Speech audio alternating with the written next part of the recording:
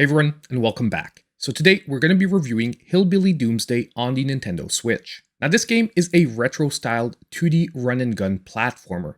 It released on June 29th of 2022, and it currently sells on the Nintendo Switch eShop for $4.99. The developer and publisher of the game is Sometimes You, and it has an overall download size of 284 megabytes. So now, is this game a great retro-styled budget experience?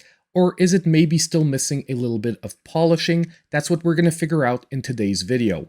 Now, just before we jump into the review, don't forget that if you are liking the content here, one of the best ways to help support the channel, just hit that like button.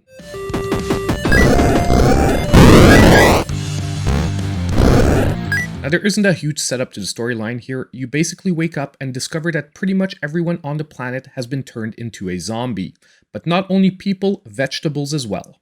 In the game, you're playing as Uncle Billy, a hero from a small village called Rottenville, and you're on a mission to save humanity and eradicate the source of the disaster. Now, if you're expecting to see any of the storyline in the game, unfortunately you won't. This is pretty much what I got from the description on the eShop page. There are no real storyline elements that are delivered throughout the game. However, you do have quick interactions with different animals and people, but none of them really add to the storyline. There is, however, a little twist payoff at the end when you discover who the final boss is and basically the source of the zombie invasion. So storyline, there isn't much, but you know what? For a budget action platformer, it's not always needed, so let's move on to the gameplay.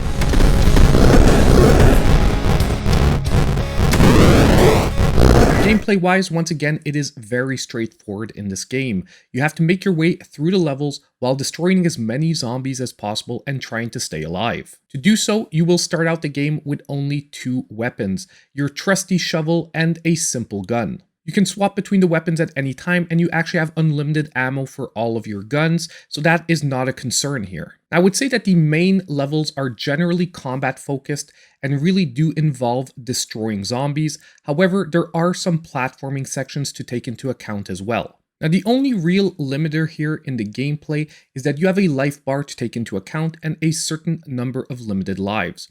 However, you do theoretically have unlimited continues, so as long as you want to retry the levels, you can do so as many times as you need. The actual overall negative here is going to be that when you do take a continue, you are punished by losing a good portion of the money that you've acquired. It is somewhat punishing because that money will be needed for upgrades later on. However, I would still say that this game is not that challenging in the sense that a basic understanding of platforming and shooting will get you through the levels without losing too many lives. You also have life refills that will be scattered throughout the levels as drops, and those will really help you keep alive, and I would say they are pretty generous throughout the game. Now, as mentioned earlier, at the beginning of each level, you'll be introduced to a vendor who will be selling different types of upgrades.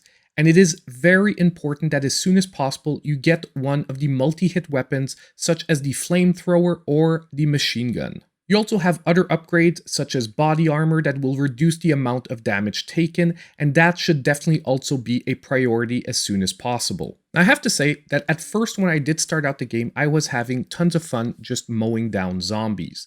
And the boss fights throughout the game are pretty interesting and do flip up the gameplay a little bit, forcing you to think and react to their different patterns. However, due to a low variety in the different types of enemies, and also the levels that seem to draw on just a little bit too long, the gameplay eventually does start feeling somewhat repetitive. Now, for a $5 budget game, I would say this is not necessarily a huge problem because you're getting what you paid for. However, what was a little bit disappointing is once you do upgrade your weapon to like a flamethrower or the machine gun, you'll basically never be using the other weapons except for one or two very unique occasions. And due to the fact that you have unlimited ammo, you're just going to be holding down the fire button almost 99% of the time. And once again, even all that together at the budget price point, if someone's looking for just a casual arcade-like experience, once again, it could be forgiven. What, however,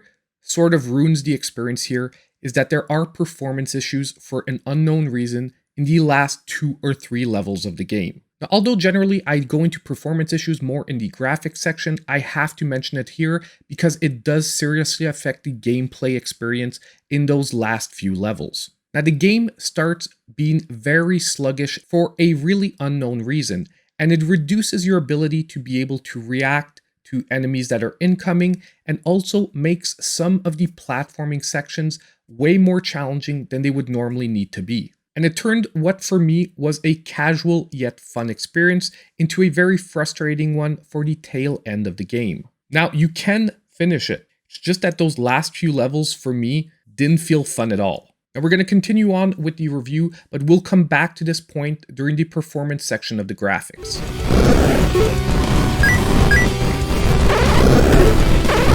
Now, for the controls, we won't take too much time because yet again, they are very simple here. You can move your character with either the left joystick or the D-pad. Your only action buttons are B for jumping and Y for attacking that will use whichever weapon you currently have equipped that you can cycle through using the bumpers. You can also cycle through the weapons using the X button, and you can interact with the different characters or animals that you encounter using the A button.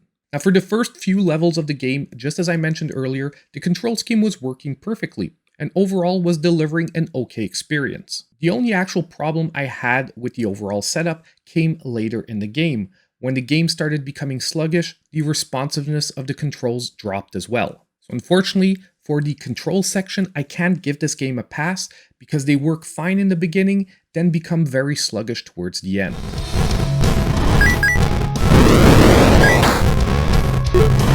Now we jump into the graphics and sound. Now graphically, at the beginning of the game, I was actually enjoying my experience with a retro-styled setup that reminded me a lot of a Sega Genesis game. You had big chunky sprites for your main character, and all the enemies as well just felt animated with colors and vibrancy that once again really reminded me of that console. Now, the level designs themselves at the base are okay, but because the levels end up being very, very long, it does become repetitive. And I would have appreciated a little bit more variation in the overall assets used to design the levels themselves so that repetition didn't become quite so obvious. The basic enemy designs, once again, felt very enjoyable. They had a lot of personality, and they really showed the difference between each type of enemy. However, just as in the level designs, there wasn't a huge variety of enemies, and because of the overall length of the levels, it did become somewhat repetitive towards the end. But overall, at a $5 budget price point, this repetition was somewhat expected, and I can say that it's perfectly in line with what I was expecting.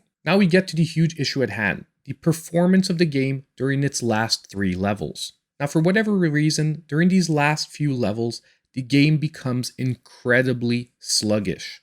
And I'm showing you some examples of the gameplay on the screen right now. I'm not slowing down the gameplay at all. This is actually what you're going to be experiencing during those levels. Now, at first, I thought that the sluggishness was caused by the number of assets on screen, because your weapon at this point is firing multiple projectiles at once, and the enemies really start piling on.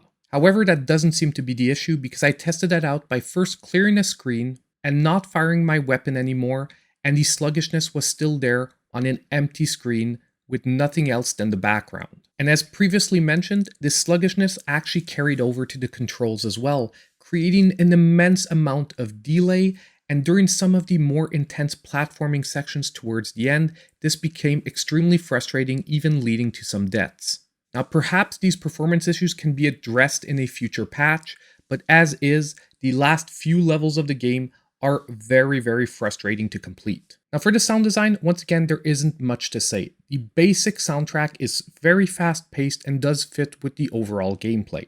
However, yet again, there's a lot of repetition, with only about 2 or 3 tracks available throughout the whole game. However, for a $5 budget game, that's generally to be expected. So on the sound front, we at least have a decent offering.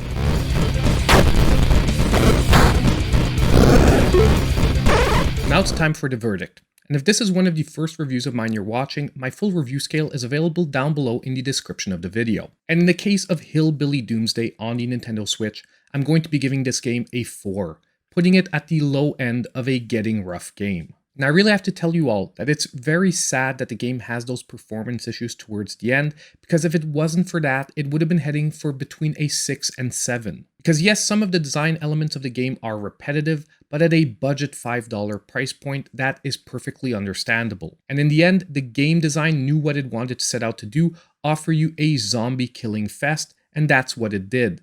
Unfortunately, all of that is bogged down by the performance issues in the last few levels, which normally should be the climax of the game with over-the-top killing action. And with a game that is offering 6 or 7 levels, having 3 of those levels, almost half the game, being sluggish, really becomes frustrating. Now, possibly these are issues that can be ironed out in a future patch. I'm not too sure. Maybe the developers are going to give it some love and clear it up. But as it stands right now, with the issues at hand, I can't really go on recommending this game. Now let me know in the comments down below what you think of the review. Did you pick up this game? Do you agree with what I'm saying? Are you going to be picking up maybe nonetheless? And just as usual, don't forget that if you did appreciate the content, hit the like button on the way out. Don't forget to subscribe if you aren't already and click on the notification bell so you know when all my future content comes out. And as usual, I hope I'll see you in my next video.